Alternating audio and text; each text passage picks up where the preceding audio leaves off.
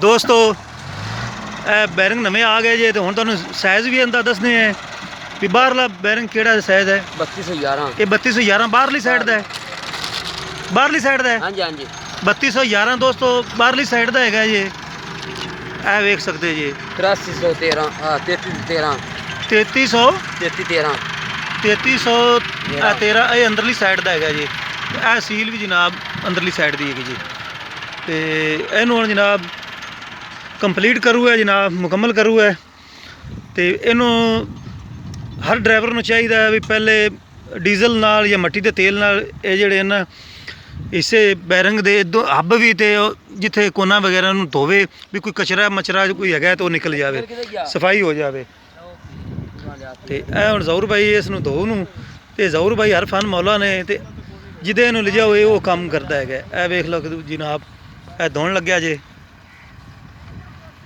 ਫਿਰ ਜਿਸ ਤਰੀਕੇ ਕੰਪਲੀਟ ਪ੍ਰੋਸੈਸ ਹੈ ਇਹ ਤੁਹਾਨੂੰ ਮੁਕੰਮਲ ਵਿਖਾਵਾਂਗੇ, ਬੈਰਿੰਗ ਦੀ ਫਿਟਿੰਗ ਵੀ।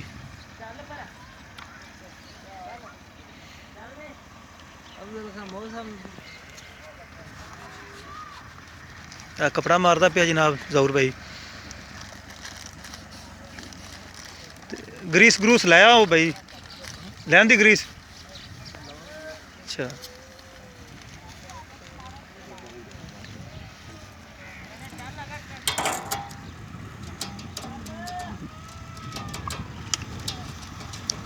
मेरा ख्याल साइज बिल्कुल ठीक है। ओके है जनाब। तो ग्रीस ला के फिर इसनूं फिट करने हैं जनाब।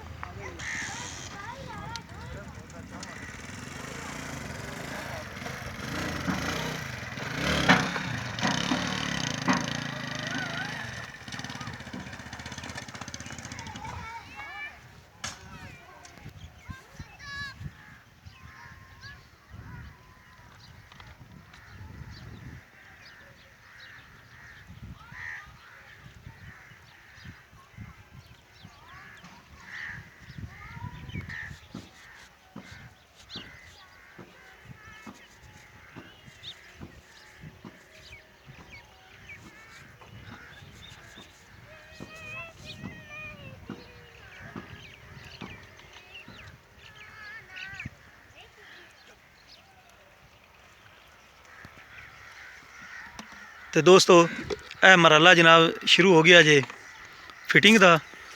तो उस्ताद जी दस्या जी फिट करनी। अच्छा ग्रीस लगावनी है। तो ग्रीस भी देसी जी मेरे ख्याल है। हाँ जी देसी वलैती नहीं है। ठीक हो गया।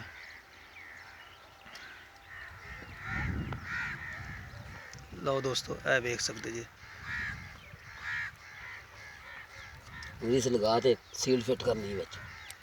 अच्छा वाला हाल है ना वो साइड वो जेडे वेले बैरंग पैन ला जाता और ला के जैसे अमृत और सील जिसे उत्ते रखी होगी ना विच चली जासी दी ये ऐसी गल नहीं। हां चलो तो जे सील जानी वो सील जगह ग्रीस खरीद होगा जानी।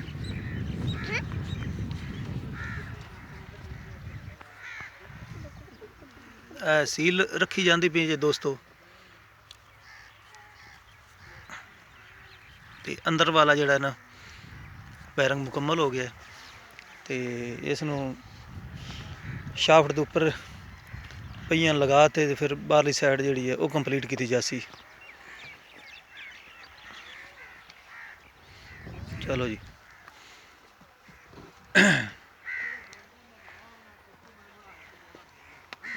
एक तो चुको भाई दोनों जने।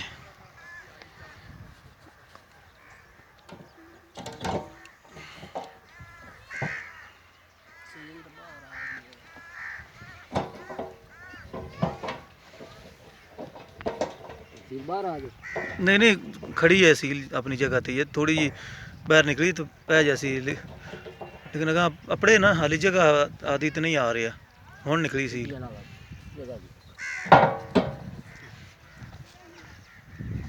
बैरिंग शाफ्ट उत्ते झाड़ भाई पहले।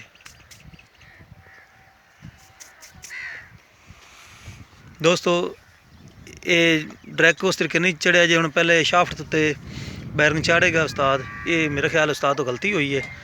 ਪਹਿਲੇ ਸ਼ਾਫਟ ਦੇ ਉੱਪਰ ਚਾੜ ਲੈਣਾ ਸੀ, ਤੇ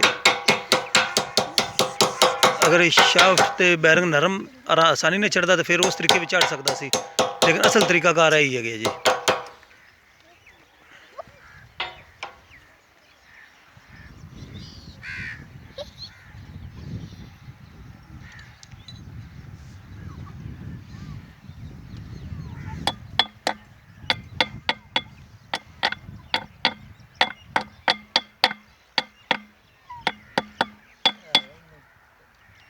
चलो जी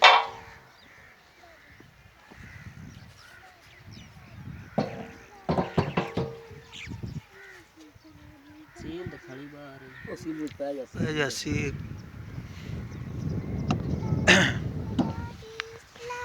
छोटे बच्चों साइड पर हो जाओ भाई। सर जी हुण ग्रीस की भराई पे होंदी जे बाहरली वाली साइड ते। काको देट चाद लियो उत्थे कट पई ने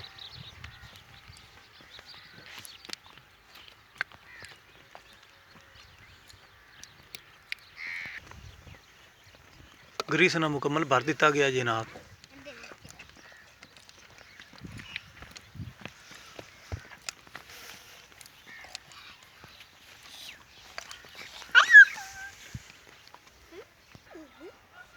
अच्छा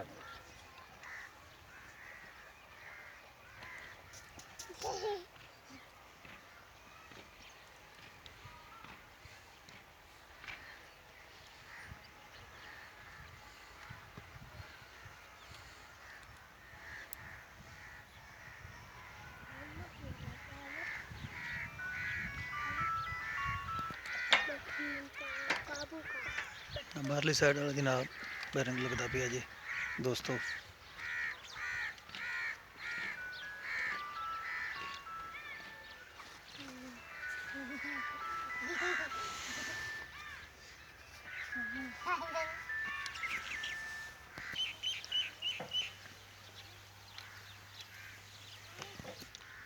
नट नाल कसाई देनी है। हाँ जी अच्छा अच्छा, फिर अगे लाक लगे लाग लगना है, ठीक हो गया।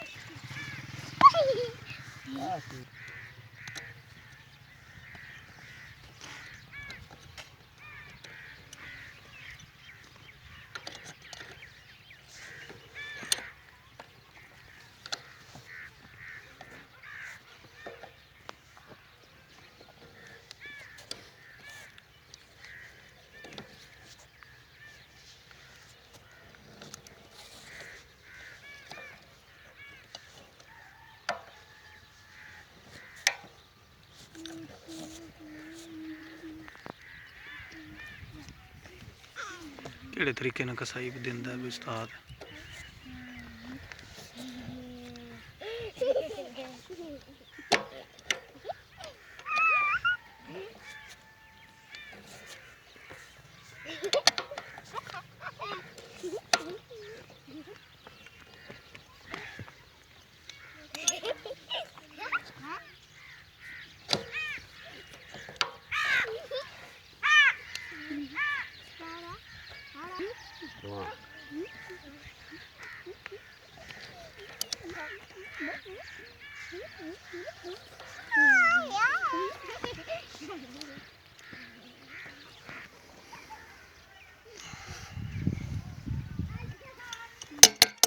दोस्तों ਇਹ ਤਕਰੀਬਨ प्रोसेस पूरा हो चुका है। तो ये उस्ताद जिहड़ा ना ये नट नूं ਇੱਕ ਟਾਈਟ ਕਰਕੇ ਫਿਰ ਖੋਲੇਗਾ, ਫਿਰ ਖੋਲ ਕੇ ਲਾਕ ਲਾਵੇਗਾ ਤੇ ਫਿਰ ਇਸ ਨੂੰ ਦੁਬਾਰਾ ਕਸੇਗਾ।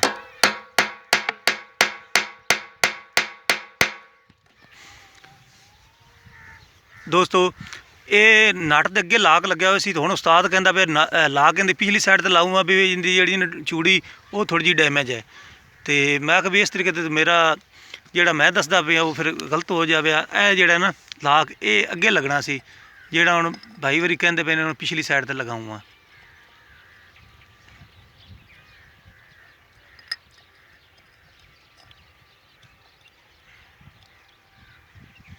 ਇਹਨੂੰ किस तरीके काबू होगा? काबलिया। अच्छा ठीक हो गया।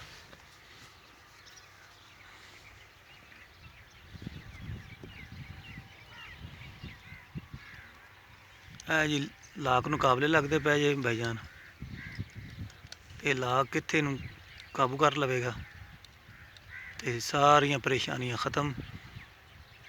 तो वीडियो मुकम्मल होने वाली लगी है तकरीबन। तो मेरा ख्याल है भी सारे ड्राइवर साहबान जिहड़े हैगे ने उन्होंने भी समझ आ गई होगी भी किस तरीके खोलना है तो जड़ना है तो सारे तरीकाकार है।